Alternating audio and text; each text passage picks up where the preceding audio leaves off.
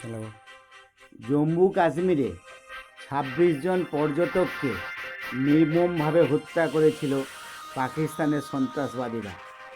এই সন্ত্রাসবাদীদের ভারতেরই বিশ্বাসঘাতক লোকেরা পাকিস্তানকে প্রত্যক্ষ বা পরোক্ষভাবে সাহায্য করেছিল।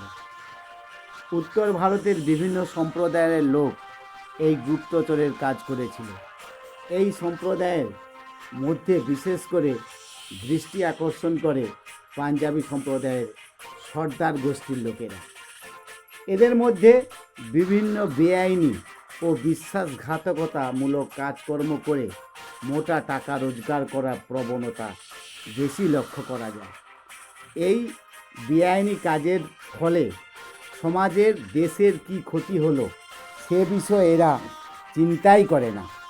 পৃথিবীতে এসেছো যখন লুটুপুটে খাও, এই ধরনের মনোভাব এরা পোষণ করে থাকে। ইন্দিরা গান্ধী হত্যা থেকে আজ পর্যন্ত যত বেআইনি বিশ্বাসঘাতকতামূলক কাজ হয়েছে কম বেশি এই সম্প্রদায়ের লোক জড়িয়ে আছে।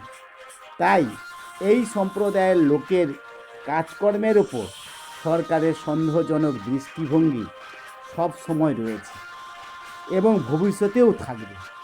এদের মধ্যে বেশিরভাগ লোকের ভেতরে লুটেপুটে খাওয়ার মনোভাব লক্ষ্য করা যায়।